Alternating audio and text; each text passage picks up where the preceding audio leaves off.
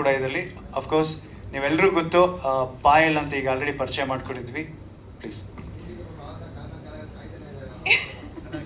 ಸದ್ಯ ನೀವಾದ್ರೂ ನನ್ನ ಕಷ್ಟ ಅರ್ಥ ಮಾಡ್ಕೊಂಡ್ರಿ. ಎಲ್ರಿಗೂ ನಮಸ್ಕಾರ. ಮೊದಲನೇದಾಗಿ ಎಲ್ರಿಗೂ ದಸರಾ ಹಬ್ಬದ ಹಾರ್ದಿಕ ಶುಭಾಶಯಗಳು. ಮೊದಲನೇ ದಿನದ ಹಬ್ಬದ ಒಂದು ದಿನ ನಾವು ನಮ್ಮ ಆಡಿಯೋ ಲಾಂಚ್ನ ಮಾಡಿದ್ದೀವಿ. ಸೊ ನೀವೆಲ್ರಿಗೂ ಈಗ ಆಗಲೇ ನಾವು ಲಾಸ್ಟ್ ಟೈಮ್ ಪ್ರೆಸ್ ಮೀಟ್ ಮಾಡಿದಾಗ ಎಷ್ಟು ವಿಚಾರಗಳನ್ನ ಹೇಳಿದ್ದೀವಿ. ಸೊ ಕ್ಯಾರೆಕ್ಟರ್ನ ಬಿಟ್ಟು ನಾನು ಹೇಳಬೇಕು ಅಂದರೆ ಸಿನಿಮಾ ಬಗ್ಗೆ ನಿಮ್ಮೆಲ್ರಿಗೂ ಗೊತ್ತು, ಇದೊಂದು ಜರ್ನಿ ಸಬ್ಜೆಕ್ಟ್ ಅಂತ. So life is a journey ಅಂತಾರೆ. ಒಂದು ಜರ್ನಿನ ಒಂದು ಸಿನಿಮಾ ಮುಖಾಂತರ ತೋರಿಸೋದಕ್ಕೆ ಅಂತ ನಾವು ಹೊರಟಿದ್ದೀವಿ.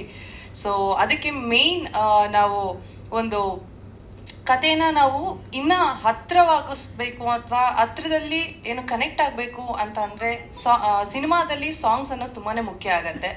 ಸೊ ಇವತ್ತು ಆ ಹಂತದಲ್ಲಿದ್ದೀವಿ.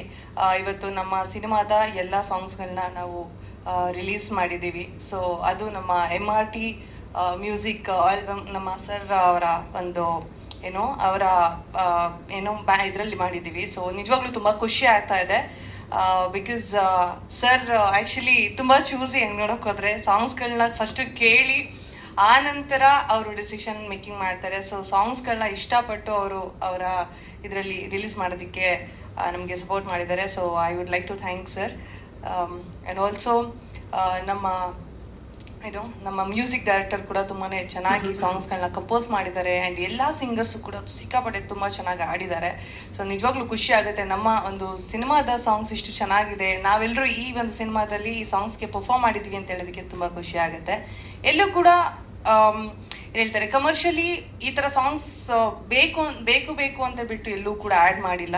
ಸಿಚುವೇಶನಲ್ಲಿ ಸಾಂಗ್ಸ್ಗಳು ಹೋಗುತ್ತೆ, ಹಾಗೆ ಸಾಂಗ್ಸ್ಗಳು ಒಂದು ಕಥೆನ ಹೇಳುತ್ತೆ. ಸೊ ಈ ಕತೆ ನಿಮ್ಮೆಲ್ರಿಗೂ ಇಷ್ಟ ಆಗುತ್ತೆ ಅಂತ ಭಾವಿಸ್ತಾ ನನ್ನ ಮಾತನ್ನ ಮುಗಿಸ್ತೀನಿ. ದಯವಿಟ್ಟು ಎಲ್ಲರೂ ಕೂಡ ನೀವು ಸಿನಿಮಾನ ಇನ್ನೇನು ಸದ್ಯದಲ್ಲೇ ಸಿನಿಮಾನ ರಿಲೀಸ್ ಮಾಡ್ತೀವಿ. ಸೊ ಅವಾಗ ಎಲ್ಲರೂ ಕೂಡ ನೋಡಬೇಕು ಅಂತ ನಾನು ಕೇಳ್ಕೊಳ್ತೀನಿ. ಆ್ಯಂಡ್ ನಿಮ್ಮ ಸಪೋರ್ಟ್ ಹಾಗೆ ಆಶೀರ್ವಾದ ನಮ್ಮೆಲ್ಲರೂ ಮೇಲೂ ಇರಲಿ. Thank you.